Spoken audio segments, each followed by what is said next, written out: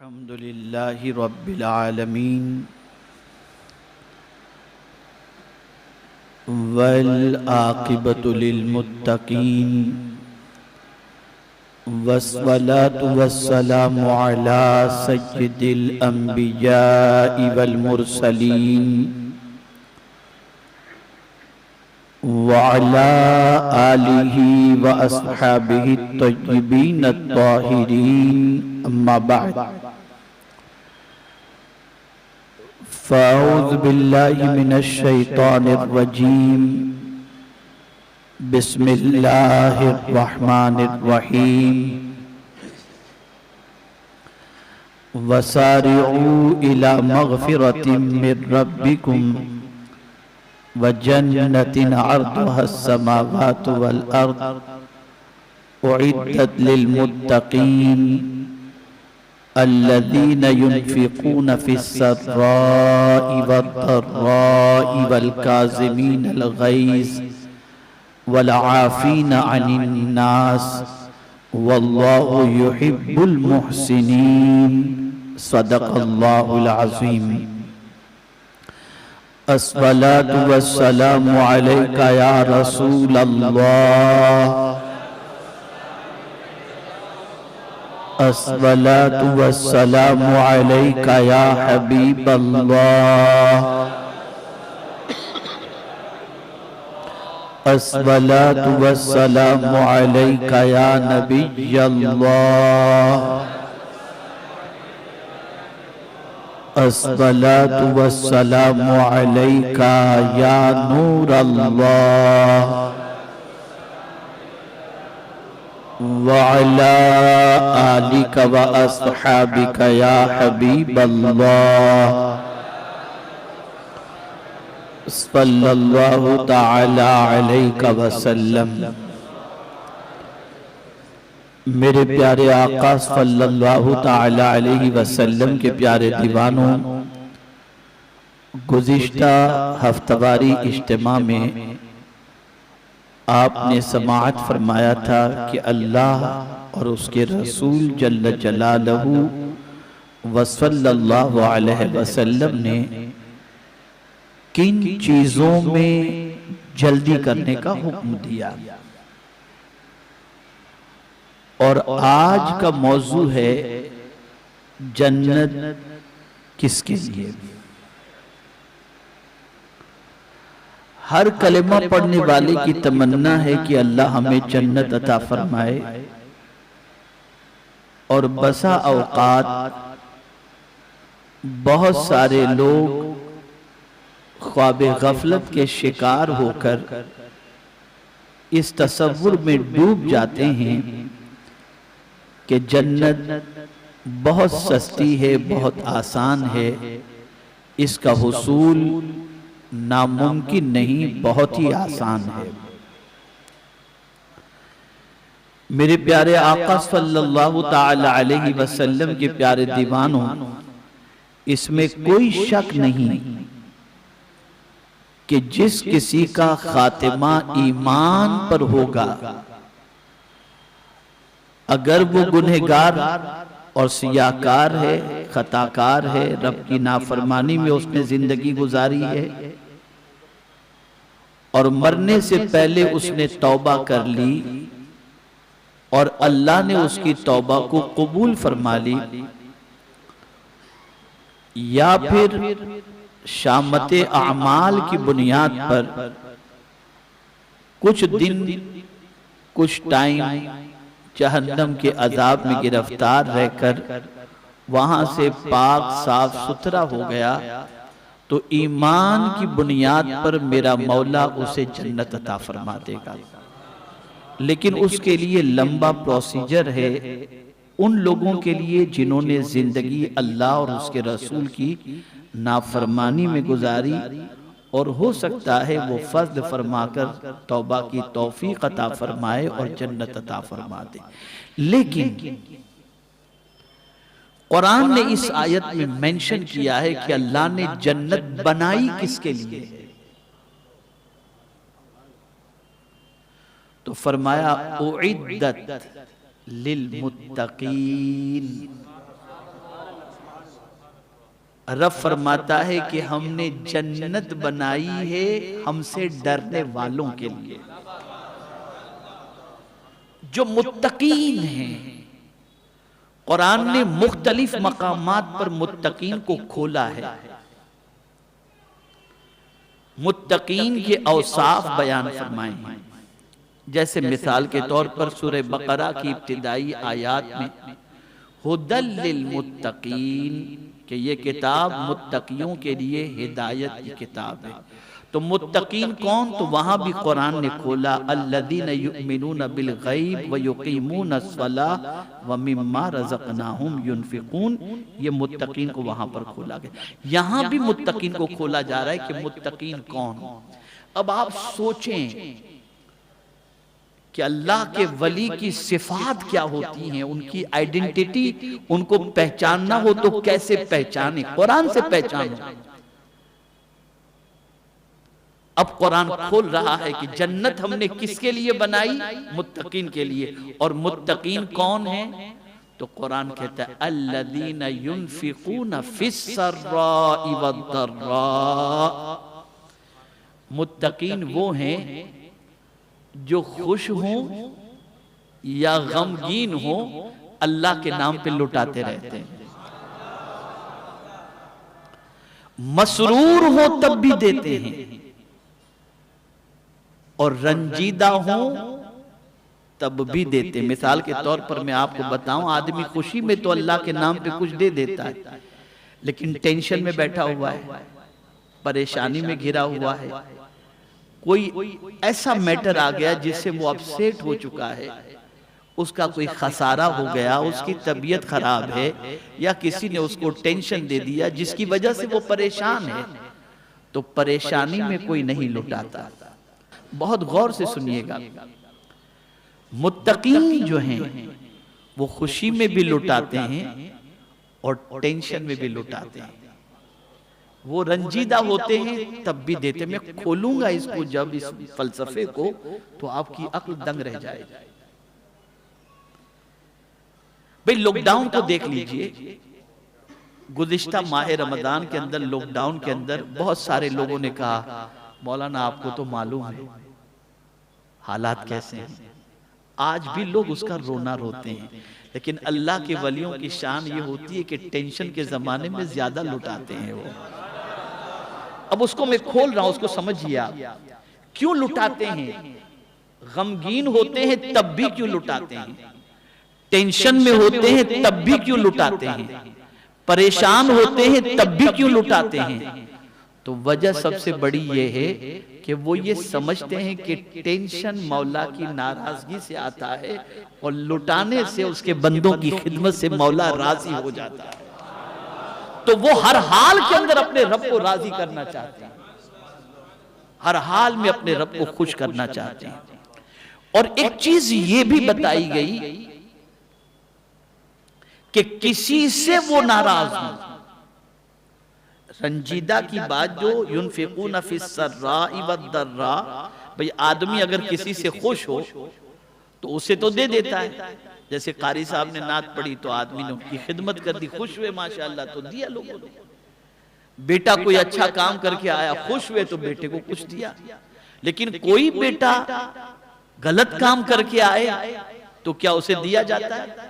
اب جواب دینا، بھئی آپ کو کسی نے گالی دی آپ اس کو کچھ دیں گے، آپ کو کسی نے ستایا آپ اسے کچھ دیں گے، آپ کو کسی نے پریشان کیا آپ اسے دیں گے؟ یہ فرق ہے عام انسانوں میں اور اللہ کے ولیوں میں۔ اللہ کے ولیوں کا حال یہ ہوتا ہے انہیں کوئی رنج بھی پہنچائے اور وہ رنج پہنچانے والا پریشانی میں ہے تو اسے بھی وہ عطا کرتے رہتے ہیں۔ یہ اللہ والوں کی خوبی ہوتی ہے۔ اب اس کو میں سرکار صلی اللہ علیہ وسلم کی ذات سے تھوڑا سا سمجھاؤں۔ ہر گنہگار یہ جانتا ہے کہ ہم صبح سے لے کر رات تک حضور کی نافرمانی کرتے ہیں، اور ایسا نافرمان جس نے زندگی گناہوں میں گزاری، اپنی جان پر ظلم کیا اور پھر چلا گیا مدینے میں، تو اب وہاں یہ نہیں کہا جاتا آیا کیوں ہے تیری شکل تو دیکھ، زندگی تو نے نافرمانی میں گزاری، مجھے اذیت پہنچائی، میری بات نہیں مانی، اب تو آیا ہے میرے پاس، جا تجھے نہیں دیا جائے گا، نہیں، وہاں تو شان یہ ہے کہ پہنچے تو پہلے تو بخشش کا پروانہ ہی دے دیا گیا، آیا ہے نا لے کر کے جا۔ اسی لیے اعلیٰ حضرت کہتے ہیں یہاں اگر مگر کا کوئی مسئلہ ہی نہیں ہے کہ اگر تو نیک ہوگا تو دیں گے، یہاں خیر و شر کی جانچ ہی نہیں ہوتی، یہاں تو عالم یہ ہے کہ دوسری جگہ جاؤ گے تو تمہیں دعائیں دینی پڑیں گی، واسطے دینے پڑیں گے تو تمہیں ملے گا، اور میرے سرکار کا در یہ ہے کہ خود بھیک دیں اور خود دعا بھی دیتے ہیں، خود کہتے ہیں کہ خود بھیک دیں اور خود کہیں منگتا کا بھلا ہو۔ تو اس سنت پر اولیاء عمل کرتے ہیں، اس سنت پر اولیاء عمل کرتے ہیں کہ ناراض کرنے والوں کو بھی، رنجیدہ کرنے والوں کو بھی وہ محروم نہیں رکھتے، اور اگر ٹینشن کے اندر وہ ہیں کسی سبب سے، اب ٹینشن کا بھی مسئلہ میں آپ کو بتاؤں گا تو یہ بھی ایک لمبا ٹاپک ہے، غموں کی بھی قسمیں ہیں، ایک قسم کا غم نہیں ہوتا، کچھ غم اچھے بھی ہوتے ہیں، کچھ غم بہت اچھے ہوتے، یہ ہونے ہی چاہیے۔ میں حضور کا غم آپ کے سامنے رکھ دوں، سرکار کو سب سے بڑا غم یہ تھا کہ میری امت کی بخشش ہو جائے، یہ غم بہت اچھا ہے۔ پھر کبھی انشاءاللہ اس ٹاپک پر میں آپ کو غموں کی قسمیں بتاؤں گا کہ غموں کی قسمیں کیا ہیں اور کون سے غم اچھے ہیں اور کن غموں کا علاج کرنا چاہیے اور کن غموں کا علاج نہیں کرنا چاہیے۔ لیکن پھر بھی میں عرض کر دوں، میرے اعلیٰ حضرت کہتے ہیں اللہ اکبر، ان کے نثار کوئی کیسے ہی رنج میں ہوں، جب یاد آ گئے ہیں سب غم بھلا دیے ہیں، سب غم بھلا دیے۔ غم بڑا نہیں، مصطفیٰ کی ذات کو اللہ نے بڑا بنایا ہے۔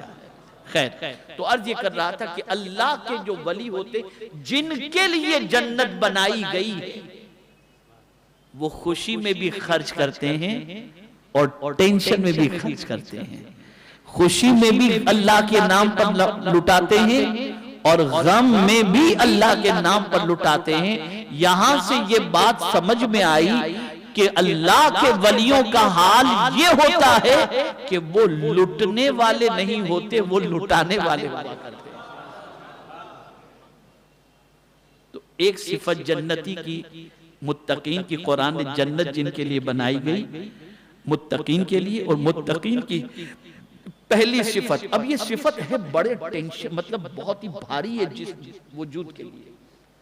بھئی آپ خوشی میں خرچ کریں گے، یہ آپ کی ضمیر پر بوجھ نہیں بنے گا، لیکن دھندہ نہیں ہوا، مندی چل رہی ہے، اس میں اگر کوئی مانگنے کے لیے آیا، آپ کی کیپیسٹی ہے کہ آپ دے سکتے ہیں، کوئی بہت زیادہ کمی آپ کے پیسے میں نہیں ہوگی، لیکن آپ آگے کا سوچ کر کے نہیں دیتے کہ یار ابھی دے دوں گا، پھر مجھے ضرورت پڑی تو، اب اتنا ہے کہ بہت پڑا ہوا ہے پھر بھی آپ یہ سوچ رہے ہیں آج دھندہ نہیں ہوا نہیں دوں گا۔ تو یہ عام انسان کی سوچ تو ہو سکتی ہے، اللہ کے ولی کی نہیں۔ اور ایسی سچویشن میں خرچ کرنا، میں تھوڑا سمجھاؤں گا آپ کو، بات سمجھ میں آئے گی۔ ایسی سچویشن میں خرچ کرنا یہ ضمیر پر بوجھ بنتا ہے، اور اللہ کے ولیوں کی شان یہ ہوتی ہے کہ جو چیز سخت سے سخت ترین ہو لیکن اللہ کو پسند ہو، وہ ان کاموں کو آسانی سے کیا کرتے ہیں، آسانی سے۔ اب اس سے سخت بات آ رہی ہے جو ضمیر پر بوجھ ہے۔ اب قرآن نے متقین کو کھولا تو فرمایا دوسری صفت، وَالْكَاظِمِينَ الْغَيْظَ، غصے کو پی جانے والے۔ اب یہ اس سے سخت ترین معاملہ ہوگا۔ چلو خرچ کرنا تو تھوڑا آسان ہو جاتا ہے، دے دیا جان چھوٹی، لیکن غصے پہ قابو کرنا یہ اس سے سخت ترین بات ہے، اس سے سخت ترین مرحلہ آ رہا ہے۔ اور کوئی ثابت نہیں کر سکتا کہ کسی اللہ کے ولی نے اپنی ذات کے لیے کسی کو ستایا ہو یا انتقام لیا ہو۔ وہ جب بھی کچھ کرتے تھے تو سارا کام اللہ اور اس کے رسول ہی کے لیے کیا کرتے تھے، وہ غصے کو پی جاتے تھے۔ یہ کاظم غیظ فرمایا گیا۔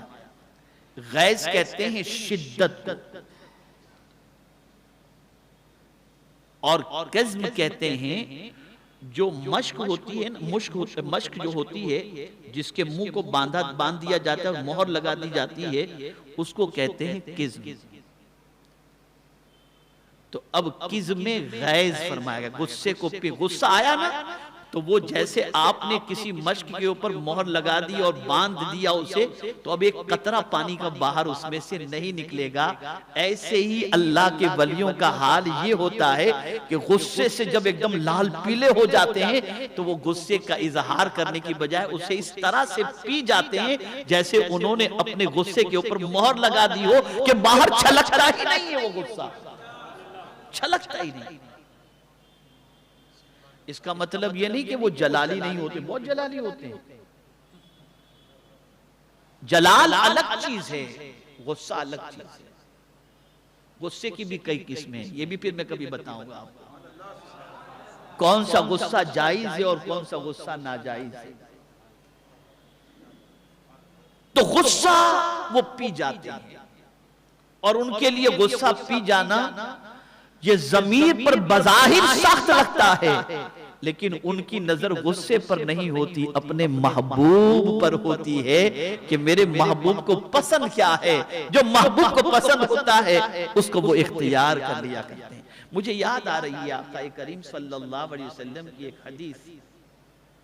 ایک صحابی اپنے غلام کو مار رہے تھے, مارنے کے لیے ابھی انہوں نے درہ اٹھایا ہی تھا, سرکار صلی اللہ علیہ وسلم نے روک دیا. تو وہ صحابی حضور سے پوچھتے ہیں, یا رسول اللہ صلی اللہ تعالی علیہ وسلم, اپنے ملازم کو, ایمپلوئی کو, نوکر کو دن میں کتنی غلطیوں پر معاف کر دینا چاہیے؟ تو میرے آقا صلی اللہ علیہ وسلم نے فرمایا 70 ٹائمز اگر وہ مسٹیک کرے ایک دن میں اس کی غلطی کو معاف کر دو, بشرطے کہ وہ غلطی دین کو یا کوئی نقصان پہنچانے والی نہ ہو. آپ نے پانی کے لیے کہا وہ پانی نہیں دیا, یہ غلطی ہو گئی. کسٹمر اس سے نہیں پٹا, یہ غلطی ہو گئی. آپ نے کھڑے رہنے کے لیے کہا تھا, وہ بیٹھا تھا, یہ غلطی ہو گئی. اس قسم کی جو غلطیاں ہوتی ہیں, اب آپ اس میں یہ نہ سوچیں کہ چوری کیا اس نے اور اس طرح سے غبن کیا, بے وفائی کی, غداری کی تو یہ بھی معاف کر دی, یہ نہیں. اس قسم کی غلطیاں جو معافی کے لائق ہیں, نقصان کے لیے نہیں ہیں, اس قسم کی غلطیوں کو اگر دن میں 70 ٹائمز وہ کرے تو میرے آقا صلی اللہ علیہ وسلم فرماتے ہیں اسے معاف کر دینا چاہیے. تو عرض یہ کرا غصے کو پینا, اگر میں آپ کو بتاؤں کہ غصے کو پینے کا ثواب کتنا ہے تو آپ کی عقل دنگ رہ جائے گی.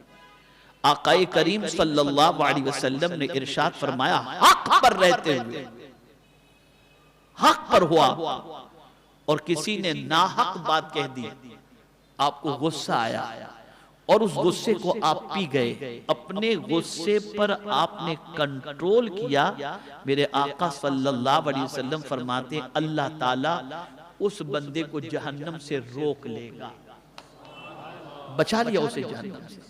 اس نے غصے کو نکالنے سے بچا لیا اپنے آپ کو, میرا مولا اسے جہنم سے بچا لیا. اور آج کل جتنی طلاق واقع ہوتی ہیں سب غصے ہی میں واقع ہوتی ہیں. مفتیان کرام کے پاس استفتاء پہنچتے ہیں طلاق کے, غصے ہی کی بات آتی. غصہ بہت سخت ترین جو ہے وہ نقصان دہ عمل ہے. اور اگر میں یہ کہوں تو غلط نہ ہوگا, شربت پینا آسان ہے, قیمتی سے قیمتی شربت پینا آسان ہے, لیکن یہ بھی یاد رکھیں, بلکہ اگر میں دوسرے اینگل سے سمجھاؤں تو کڑوی دوائی پینا یہ تکلیف دہ ہے.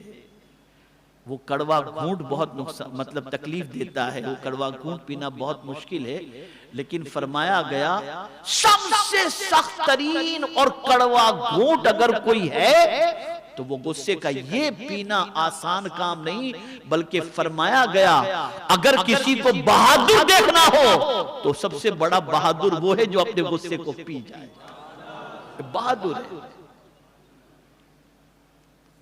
غصے کو پینے کی عادت بناؤ.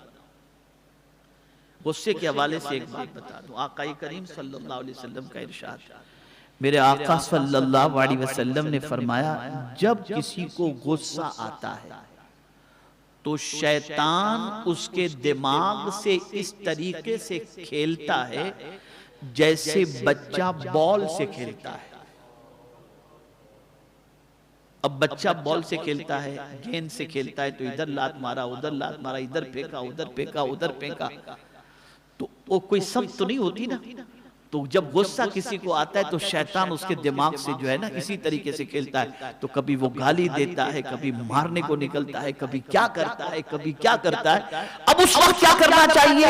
تو آقا کریم نے نسخہ عطا فرمایا، غصہ آگ سے ہے، پانی پی لو، کھڑے ہو تو بیٹھ جاؤ، وضو کر لو، تمہارا غصہ ٹھنڈا ہو جائے گا. سائنس آج تحقیق کر کے غصے کے بارے میں یہ فارمولا بتا رہی ہے، مصطفیٰ جان رحمت نے 1400 سال پہلے بتا دیا تھا. تو غصے کو پی جانے والا، یہ اب سیکنڈ صفت متقین کی بیان کی گئی. چلو پی لینا یہ تھوڑا سا رنج کے اندر دینے سے سخت ہے، لیکن اس سے بھی سخت ایک اور چیز ہے. متقین اور آگے بڑھتے ہیں اور قرآن ان کی اور آگے صفت بیان فرماتا ہے. قرآن کہتا ہے وَالْعَافِينَ عَنِ النَّاسِ، لوگوں کو معاف کرنے والے. اور معاف کرنا آسان کام نہیں ہے، معاف کرنا آسان کام نہیں ہے. آدمی سمجھتا ہے معاف کروں گا تو میری عزت چلی جائے گی، اور حضور صلی اللہ علیہ وسلم فرماتے ہیں صدقہ دینے سے مال کم نہیں ہوتا اور معاف کرنے سے عزت کم نہیں ہوتی. یہ حضور فرماتے ہیں صلی اللہ علیہ وسلم. اب عفو درگزر یہ بھی ایک موضوع ہے، غصے کو پی جانا یہ بھی ایک موضوع ہے، غم کے حوالے سے غموں کی قسمیں یہ بھی ایک موضوع ہے. سب پر تفصیلی گفتگو ہو سکتی ہے، لیکن میں نے چونکہ آج جنت کس کے لیے اس پر مجھے بولنا ہے، اس لیے میں بتاؤں وَالْعَافِينَ عَنِ النَّاسِ، لوگوں کو معاف کرنے والے. متقین معاف کرنے کو پسند کرتے ہیں، بہت معافی ان کے یہاں ہوتی ہے. اور کیوں نہ ہو کہ خود رسول اعظم صلی اللہ تعالی علیہ وسلم اللہ کی بارگاہ میں دعا کرتے ہیں تو یوں دعا کرتے ہیں اللہم انک عفو تحب العفو، تحب العفو. مولا تو معاف کرنے کو پسند کرتا ہے. آپ کو میں کیا بتاؤں، جب بندہ اپنے گناہوں سے نادم اور شرمندہ ہو کر اللہ کی بارگاہ میں ہاتھ اٹھا کر دعا کرتا ہے مولا میں گنہگار ہوں مجھے معاف فرما، تو مولا فرشتوں سے فرماتا ہے فرشتوں ذرا دیکھو میرے اس بندے کو، مجھ سے معافی مانگ رہا ہے. اس لیے مانگ رہا ہے کہ وہ جانتا ہے کہ میں معاف کرنے والا ہوں. فرشتوں گواہ ہو جاؤ میں نے معاف کر دیا. اس کو وہ معاف کرنے والے کو پسند کرتا ہے، انتقام لینے والے کو نہیں. انتقام کے حوالے سے تو بہت احتیاط کرنا چاہیے، معافی کو اختیار کیا. آقا کریم صلی اللہ علیہ وسلم نے اپنے حقیقی چہیتے چچا کے قاتل کو بھی اسلام قبول کرنے پر معاف کر دیا تھا. اور آج ہمارے یہاں کیا ہے، ایک بار معاف کیا ہوں اب آئندہ نہیں کروں. اور میرا مولا فرماتا ہے تو 70 بار میری بارگاہ میں معافی مانگ، میں تجھے معاف کرتا رہوں. کیا شان ہے میرے کریم. میں دو واقعے کے ذریعے اس کو تھوڑا سا کھولوں گا تو اور سمجھ میں آ جائے گا. تو معاف کرنا تو متقین کی جو ہے یہ ایک صفت ہے کہ وہ معاف کرنے والے ہوتے ہیں. اب اس سے سخت ترین معاملہ آ گیا نفس پر جو گرا ہے، واللہ یحب المحسنین، اللہ احسان کرنے والے سے محبت فرماتا ہے. اب یہ چاروں چیزوں کو آپ دیکھ لیجئے، چاروں کا تعلق بندے سے ہے، خدا سے نہیں. رنج و خوشی میں دینا یہ بھی بندے کو ہی دینا ہے، غصے کو پینا بندے کی طرف سے غصہ ہے اسی کو پینا، معاف کرنا یہ بھی بندے کا ہی معاملہ ہے، اور پھر احسان بھی بندے ہی پر کرنا ہے. احسان بھی بندے ہی پر کرنا ہے. اب اگر کوئی بندے پر احسان کرتا ہے تو قرآن کہتا ہے میرے بندے اب میں تجھے سند دے رہا ہوں واللہ یحب المحسنین، کہ اللہ احسان کرنے والے سے محبت فرماتا ہے. اب وہ متقی اس درجے پر پہنچ گیا جسے محبوبیت کا درجہ کہتے ہیں. یہ بھی ایک موضوع ہے کہ آدمی محب کب تک رہتا ہے اور محبوب کب بنتا ہے؟ محب کب تک رہتا ہے اور محبوب کب تک؟ محب کے لیے آسانیاں نہیں ہیں، محب کے لیے بہت تکلیف ہے، لیکن محبوب کے لیے کوئی تکلیف نہیں۔ یہ پھر کبھی انشاءاللہ یہ بھی ایک موضوع ہے سمجھنے کے۔ اب دو واقعے کے ذریعے آپ سے انشاءاللہ موضوع سے بالکل قریب آپ کی سمجھ میں بات آ جائے گی۔ حضرت امام زین العابدین رضی اللہ المولا تبارک و تعالی عنہ نے مہمانوں کو دعوت دی۔ آئے مہمان، دسترخوان بچھ گیا، غلام کو کھانا لانے کے لیے کہا گیا تو غلام نے ایک پیالہ سالن کا بھر کر دسترخوان پر رکھنے کے لیے وہ آ رہا تھا کہ گرم ہونے کی وجہ سے ہاتھ سے پھسل گیا، وہ پیالہ گرا، ٹوٹ گیا۔ مہمانوں کے کپڑوں پر، امام زین العابدین کے کپڑوں پر، سب پر سالن وغیرہ گرا۔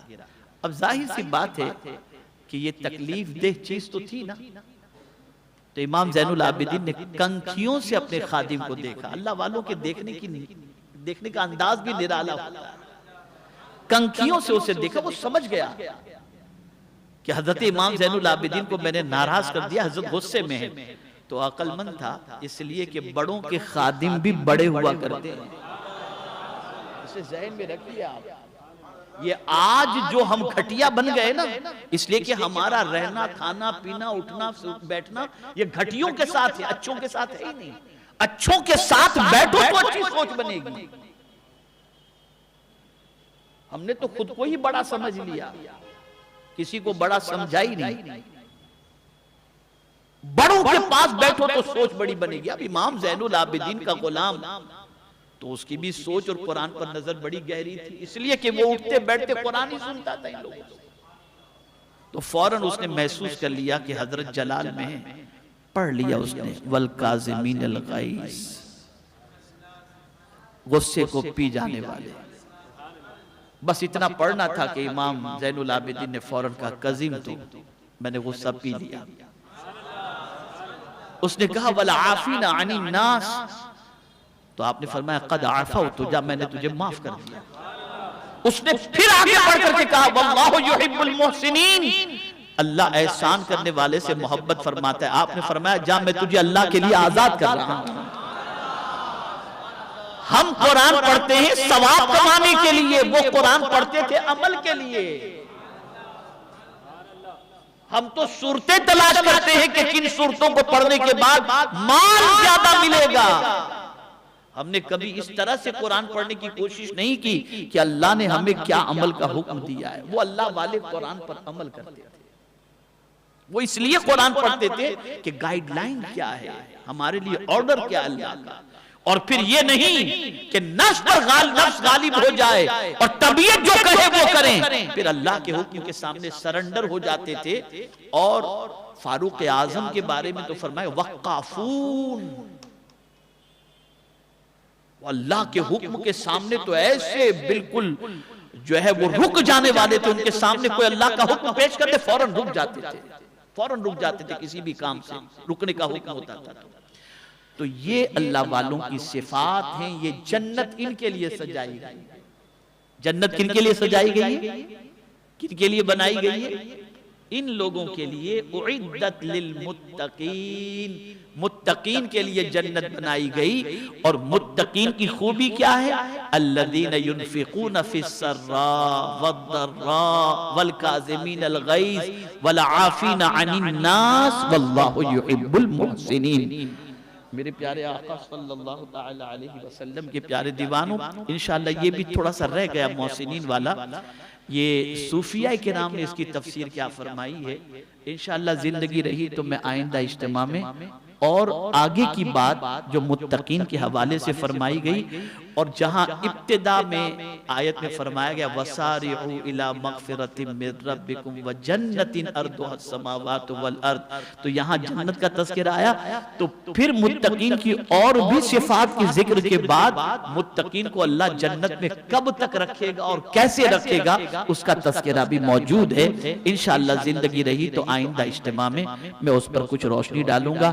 آپ جانتے ہیں آنے والی جمعرات شب معراج ہے، شب معراج کے حوالے سے میری کلپ وائرل ہو چکی ہے، اس رات میں کیا پڑھنا چاہیے۔